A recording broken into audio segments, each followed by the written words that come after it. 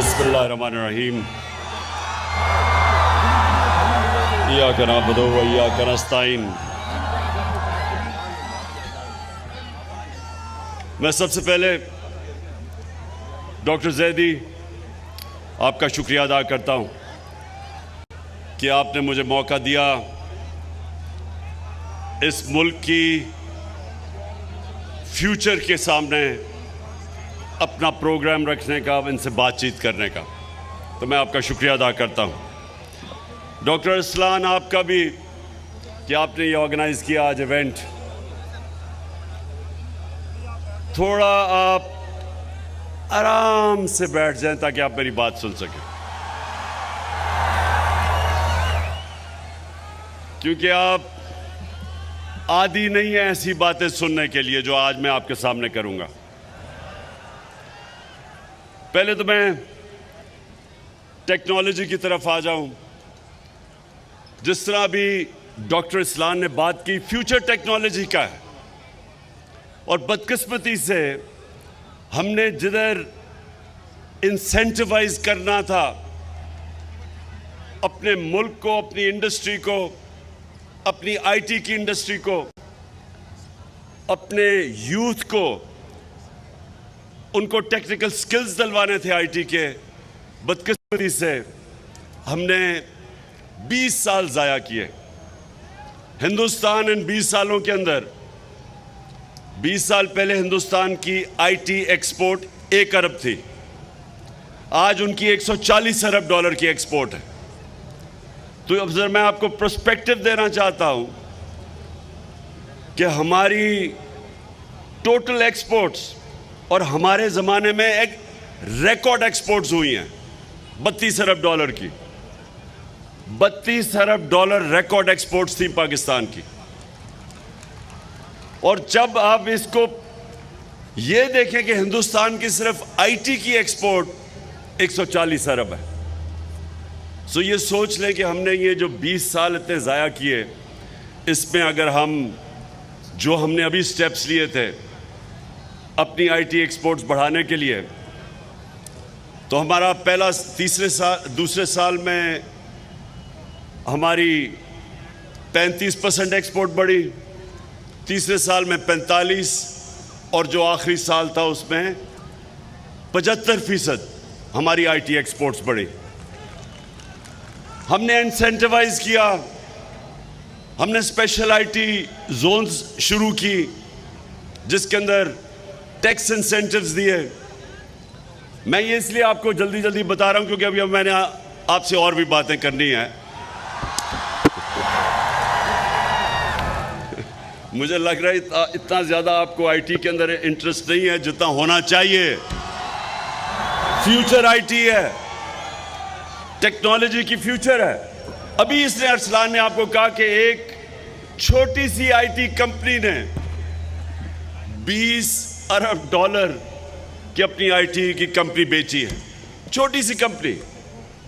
IT के अंदर 30 साल की कम से नौजवान अपनी कंपनीज बनाते हैं और बिलियनर्स बन जाते हैं।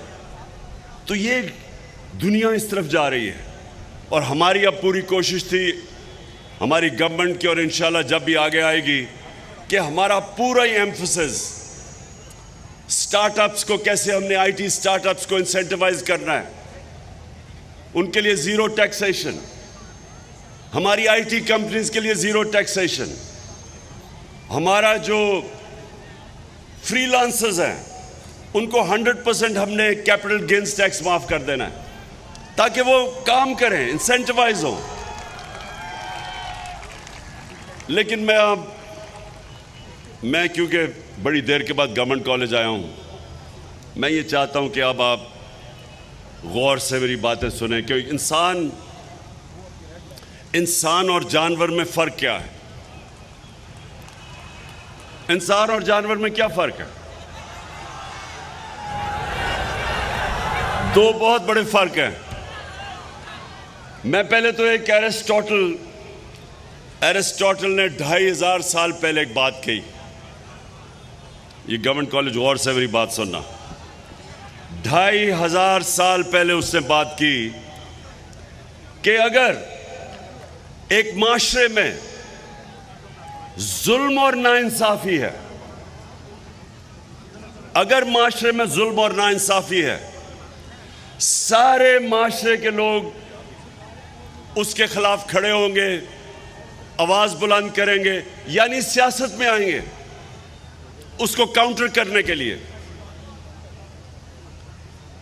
लेकिन दो तबके नहीं, दो तबके जुल्म और नाइंसाफी का मुकाबला नहीं करेंगे। नंबर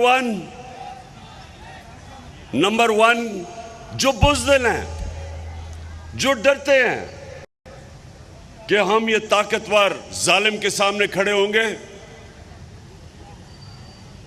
तो वो हमारे पर जुल्म करेगा।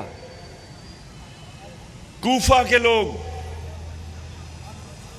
उनको पता था कि हजरत इमाम हुसैन सच पे खड़े हैं, उनको पता था वो राय हक पे है, लेकिन कूफा के लोगों ने यजीद के जुल्म से डर के हजरत इमाम हुसैन की मदद नहीं की। और इस्लाम की तारीख का सबसे बड़ी ट्रेजेडी थी जो सानिया था वो होने दिया, और हमेशा पछताए। तो एक तो बुज़दिल जुल्म का मुकाबला नहीं करते, और दूसरे खुद गर्ज। अगर मैं समझ रहा हूं मेरी जिंदगी बड़ी आसान है, मेरे पे सब कुछ है और मेरे माशरे पे जुल्म हो रहा है, लेकिन मैं कहूं कि मेरी जिंदगी में क्या फर्क पड़ेगा, मैं तो एंजॉय कर रहा हूं, मेरी जिंदगी आसान है। ये सबसे बड़ा प्रॉब्लम पाकिस्तान की एलीट का है कि हमारी एलीट, क्योंकि वो कंफर्टेबल है, आसान जिंदगी है, नौकर हैं। आप इंग्लैंड, यूरोप, वहां जाके काम करें, नौकर नहीं, नौकर को यह शायद ही कोई अफोर्ड कर सकता है। यह आसान जिंदगी है, तो वो सोचते हैं कि हम क्यों जालिम का मुकाबला करें, और इस तरह एक माशरा गुलाम बन जाता है।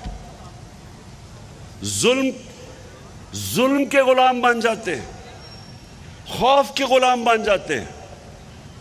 और जो एक मुसलमान दावा करता है ला इलाहा इल्लल्लाह, अल्लाह तेरे सिवा कोई खुदा नहीं, ये जो खौफ का खुदा है, ये जो बुत है, ये सबसे खौफनाक बुत है। इसके सामने जब एक इंसान झुकता है, मेरी नजर में वो शिर्क करता है। जब वो जुल्म के सामने अपनी आवाज बुलंद नहीं करता, तो इसीलिए अल्लाह ने हमारे ऊपर जहाद फर्ज किया है। जहाद क्या है? जुल्म का मुकाबला करना, नाइंसाफी के सामने खड़े होना। जब आप जहाद मतलब जुल्म के सामने खड़े होते हैं, जुल्म खत्म कर देते हैं। अब यहां क्या हुआ पाकिस्तान में? एक American under secretary of state Donald लू, वो पाकिस्तानी के एम्बेसडर असद मजीद, जबरदस्त एम्बेसडर हमारा वाशिंगटन में, उसको बुलाता है, उनसे मीटिंग करता है। 7 मार्च को उससे मीटिंग करके कहता है कि अगर आपने इमरान खान को प्राइम मिनिस्टरशिप से ना हटाया तो पाकिस्तान को बड़ा कॉन्सिक्वेंसेस होंगे पाकिस्तान के लिए। अगर आपने इसको हटा दिया, और कहने का मतलब ये था कि अगर आप चेरी ब्लॉसम को ले आएंगे, यानी जिसकी स्पेशलिटी है बूट पॉलिश करना, तो फिर क्या हम पाकिस्तान को माफ कर देंगे? ये है वो साइफर जो हमारा एम्बेसडर भेजता है फॉरेन ऑफिस को, मुझे आता है, मैं वो देखता हूं। अब ये जरा गवर्नमेंट कॉलेज, आप एक मुल्क के माशाल्लाह उन छोटे से तबके के लोग जिनको क्वालिटी एजुकेशन मिलती है, तो जरा आप ये सुने कि एक मुल्क का प्राइम मिनिस्टर, उसको एक एम्बेसडर जो उसके नीचे काम कर रहा है, एम्बेसडर से आता है कि जी वो डोनाल्ड लू एम्बेसडर को कह रहा है कि अगर आप इमरान खान को नहीं हटाएंगे तो पाकिस्तानी कॉन्सिक्वेंसेस होंगे। अब एम्बेसडर ने तो नहीं हटाना था, वो तो मेरे नीचे है। किसको पैगाम दे रहा था?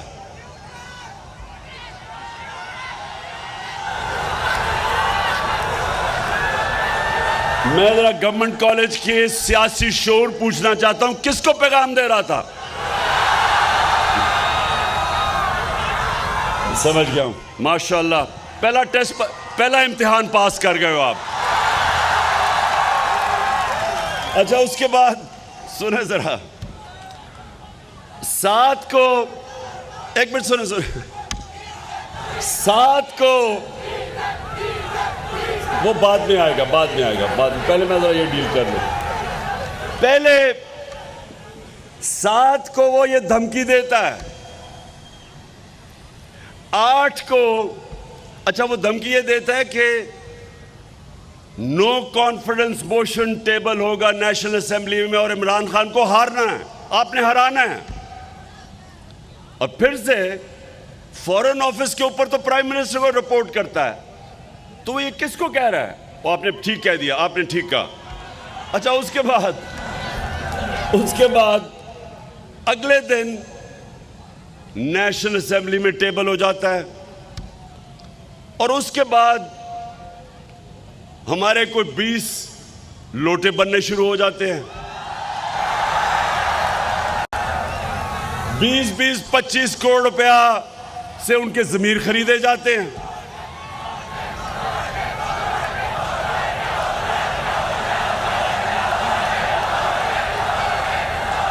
और फिर हमारे जो इत्तेहादी वो बारी बारी जाना शुरू हो जाते हैं। उससे पहले अमेरिकन एम्बेसी उन लोगों को जो हमारे लोटे होते हैं उनमें से जो चंद बड़े लोटे हैं उनको बनाना शुरू कर देते हैं। मैं आज देखें कि आपकी फ्यूचर है, आप फ्यूचर लीडर्स हैं।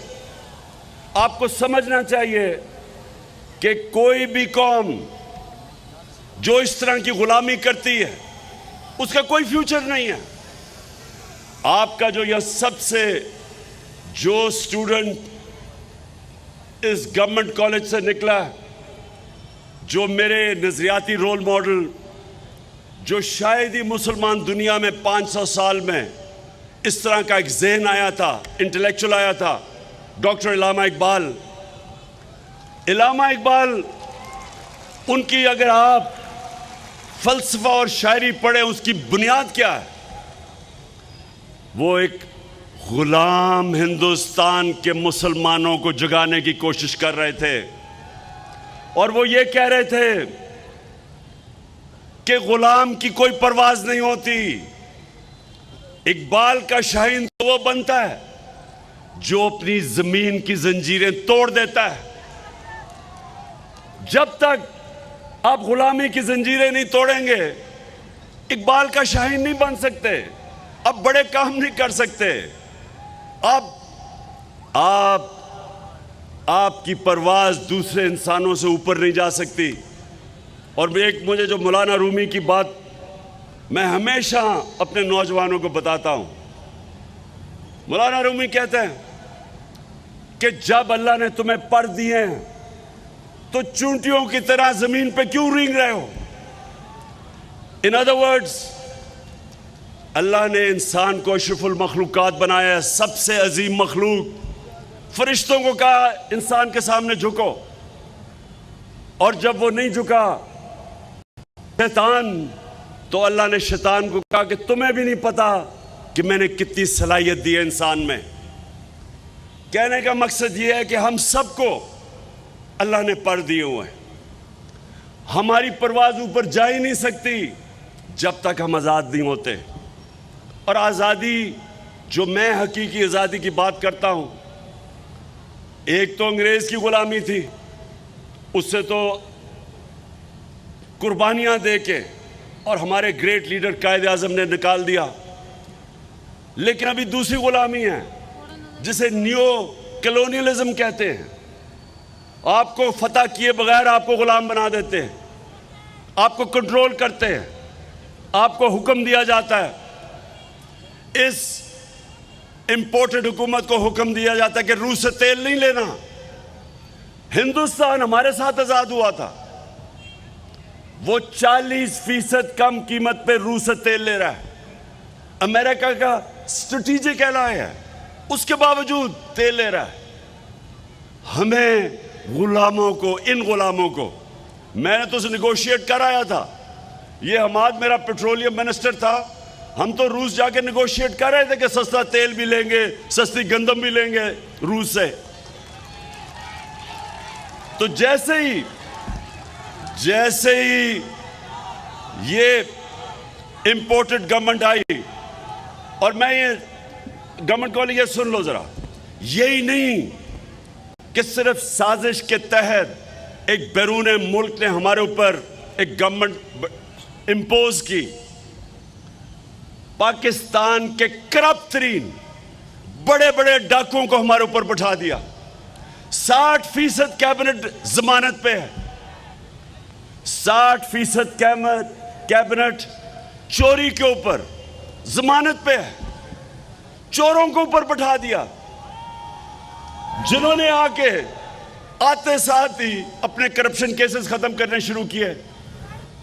1100 अरब रुपए के जो आपका पैसा था वो इन्होंने माफ करवाने शुरू कर दिए। कौम को धकेल दिया है पाकिस्तान की तारीख की बदतरीन महंगाई में। कौम को धकेल दिया है जो 6% पे, अभी हमाद ने बताया, 6% पे इकोनॉमी ग्रो कर रही थी, इंडस्ट्री ग्रो कर रही थी, 4 फसलें रिकॉर्ड परफॉर्मेंस थी एग्रीकल्चर में। वो इकोनॉमी उन्होंने उठा के आज आपने, पता नहीं, अगर वो होता मैं आपको दिखाता कि शहबाज शरीफ अभी अमेरिका गया हुआ है। अगर आप ये सिर्फ सुने एक इंटरव्यू देख लें इसका, एक कोई ब्लूमबर्ग में खातून इससे इंटरव्यू कर रही है। अगर वो होता तो मैं ये इंटरव्यू आपको दिखाता, यहाँ पता नहीं आया या नहीं इनके पास। उसे सुने उस औरत को जो एंकर है टीवी की, उससे कह रहा है कि खुदा के वास्ते हमें पैसे दे दो। कहता अगर आपने पैसे ना दिए हमारा दिवालिया निकल जाएगा। वो आगे से वो कहने की कोशिश करती है मैं तो टीवी एंकर हूं। वो कहता फिर अपनी चैनल के जरिए लोगों को बताओ कि हमारा दिवालिया निकल जाए, खुदा के वास्ते हमें बचा लो। तो वो मुल्क 5 महीने पहले इकोनॉमिक सर्वे ऑफ पाकिस्तान के मुताबिक जो इन्होंने पब्लिश की है, जिसके अंदर 17 साल के बाद पाकिस्तान की बेहतरीन परफॉर्मेंस थी, वो मुल्क का आज प्राइम मिनिस्टर कह रहा है कि जी हम अपने कर्जे नहीं वापस कर सकते, हमारा दिवालिया निकल गया है, खुदा के वास्ते हमें पैसे दे दो।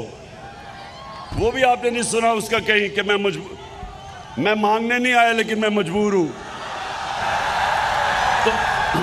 तो गवर्नमेंट कॉलेज देखें, ये अगर इन लोगों को हम अपने ऊपर तस्लीम कर लेते हैं, मैं आपको यकीन दिलाता हूं कि जो मुल्क अपनी आज़ादी राय हक पे खड़ा नहीं होता, नाइंसाफी का मुकाबला नहीं करता, तो अल्लाह कुरान में कहता है कि मेरी ज़मीन पे निकल के देखो कितनी कौमें मैंने तबाह की जो मेरे हुक्म पे नहीं चली। कौमें रहती नहीं हैं। मेरी ज़िंदगी के अंदर पाकिस्तान टूटा, हमने ईस्ट पाकिस्तान से इंसाफ नहीं किया। हमने उनको जिस तरह रखा, ईस्ट पाकिस्तान में यूनानिमस थी वोट 1947 में पाकिस्तान में शामिल होने की। 99% ईस्ट पाकिस्तान के लोगों ने पाकिस्तान के लिए वोट दी थी। हमने उनसे इंसाफ नहीं किया, वो हमारे से मुल्क, मेरी जिंदगी में मुल्क टूटा। और अब अगर ये चोर हमारे ऊपर मुसल्लत हो गए, जिनके लीडर बैठे हुए हैं बाहर, अरबों रुपए की प्रॉपर्टीज में बाहर बैठे हैं, पाकिस्तान आते हैं, हुकूमत करके लूट के पैसा फिर बाहर चले जाते हैं।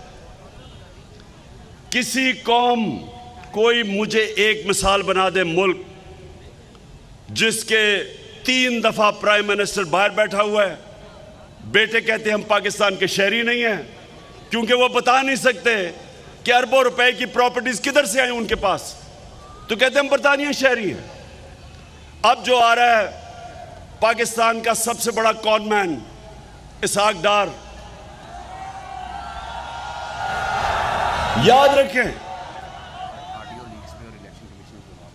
याद रखें कि इसहाक डार को हमारे दौर में नहीं भागा, नून लीग की गवर्नमेंट थी, नैब ने इसको सवाल के लिए बुलाया, पूछा कि तुम्हारे वालिद साहब की बड़े मेहनत कश से साइकिल की दुकान थी, तो आप तो अरबोपति बन गए, किधर से पैसा आया? तो क्योंकि जवाब नहीं दे सकता था, मुल्क से बाहर भाग गया और प्राइम मिनिस्टर के जहाज में मुल्क से बाहर गया और कहता मैं इलाज करवाने गया हूं। वो 3.5 साल से इलाज हो रहा है, वो अभी तक नहीं पता किस चीज का इलाज है। अब वापस आ रहा है और वापस आ रहा है डील के तहत। यहां डील्स होती हैं चोरों के साथ, एनआरओ दिया जाता है चोरों को, इसलिए चोरी खत्म नहीं होती, इसलिए मुल्क आगे नहीं बढ़ सकता, इसलिए मनी लॉन्ड्रिंग रुक नहीं सकती। तो अब वो वापस आ रहा है। मैं आज सारी कौम को पूछता हूं, क्या हमने ये तमाशा भेड़ बकरियों की तरह देखना है या इंसान बन के राय हक पे खड़ा होना है, जुल्म के खिलाफ, नाइंसाफी के खिलाफ?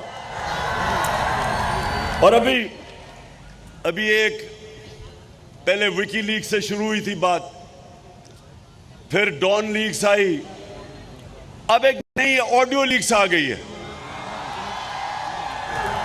मैं जरा मोटी मोटी चीजें, पहले तो ऑडियो लीक्स में एक चीज सामने आ गई कि ये जो चीफ इलेक्शन कमिश्नर है, ये शरीफ खानदान का घर का नौकर है। उनसे पूछ रहा है, नवाज शरीफ बता रहा है इसको कि किन को डिस्क्वालीफाई करना है, इलेक्शन कब करवाने हैं। और ये वो इलेक्शन कमिश्नर है, मैं 3 साल कोशिश करता रहा कि पाकिस्तान में ईवीएम मशीन्स इलेक्शंस में इस्तेमाल की जाए। ईवीएम मशीन का क्या मतलब है कि 90% धांधली करने के तरीके ईवीएम मशीन की वजह से खत्म हो जाते हैं, फ्री एंड फेयर इलेक्शन हो सकता है। इस आदमी ने नवाज शरीफ के कहने पे और जरदारी के कहने पे, जिन्होंने जाली वोट्स बनाई हुई हैं, इन्होंने इसने ईवीएम मशीन्स नहीं आने दिए। तो आज तो अगर इस पे थोड़ी सी भी, ये जो ऑडियो लीक्स हुई हैं, थोड़ी सी भी इसमें शर्म और हया हो तो आज रिजाइन कर दे। लेकिन क्योंकि इसमें शर्म और हया नहीं है तो इसको हमें रिजाइन करवाना पड़ेगा। दूसरी चीज,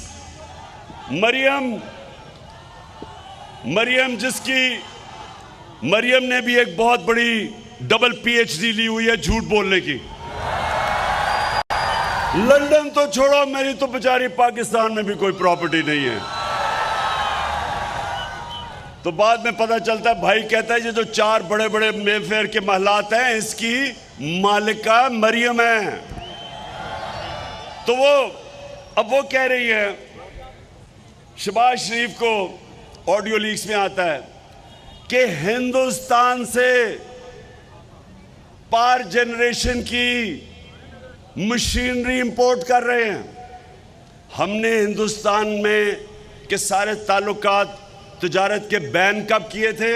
जब इनने कश्मीरियों की राइट्स की वायलेशन, इंटरनेशनल लॉ की वायलेशन की, United Nations security council resolution की वायलेशन करके 5 अगस्त 2019 इन्होंने कश्मीर की स्टेटहुड ले ली।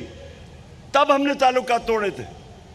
अभी तक ताल्लुकात टूटे हुए हैं, लेकिन दमाद, मरियम का दमाद वहां से मशीनरी बुला रहा है। और प्राइम मिनिस्टर चेरी ब्लॉसम क्या कह रहा है तरीका बता रहा है कि इसको किसी और मुल्क से ले आओ, यानी बजाय गलत उसको कह के ना लेके आओ, तरीका बता रहा है कि किसी और तरीके से लेके आओ। फिर एक ग्रिड स्टेशन इसकी दमाद की हाउसिंग सोसाइटी में लग रहा है।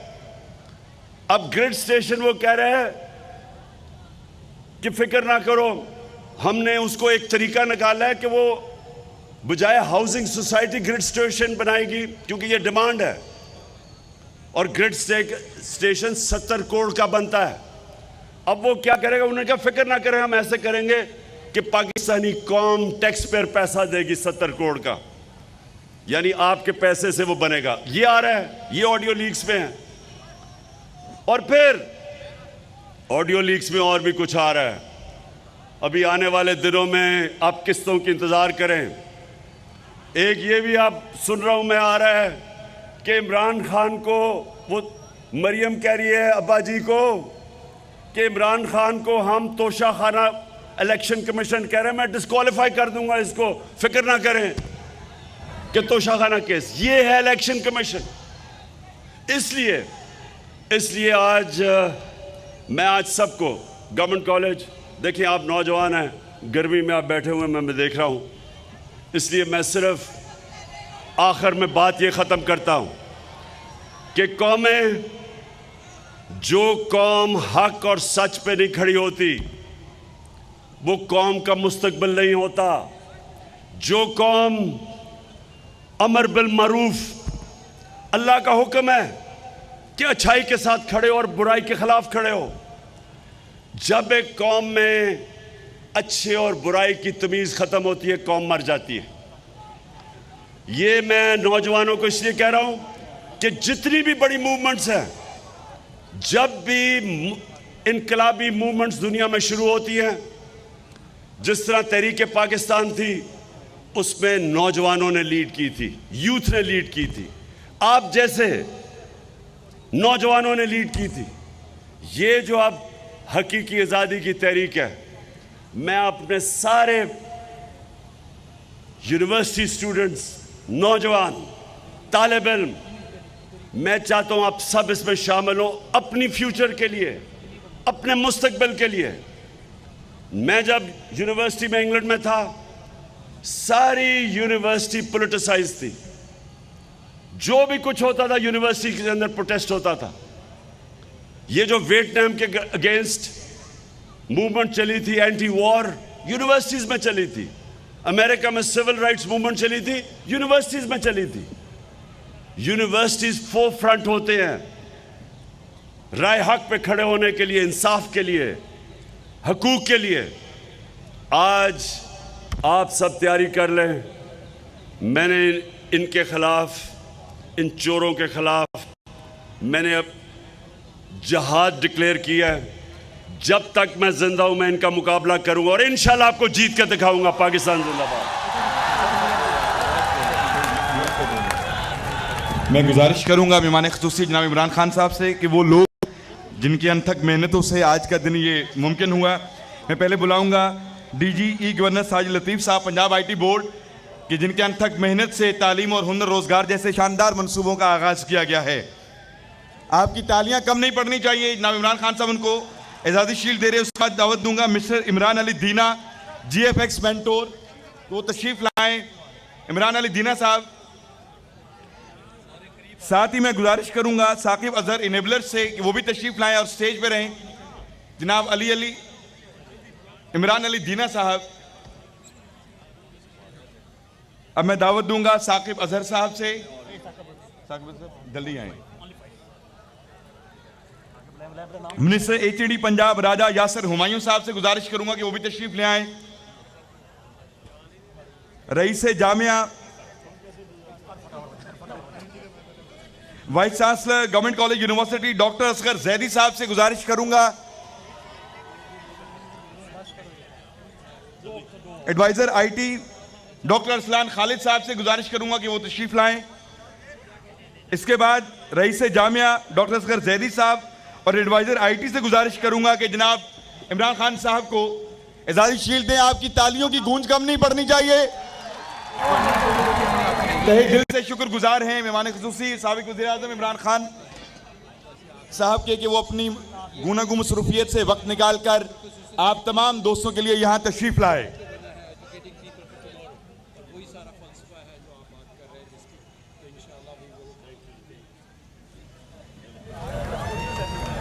बहुत शुक्रिया।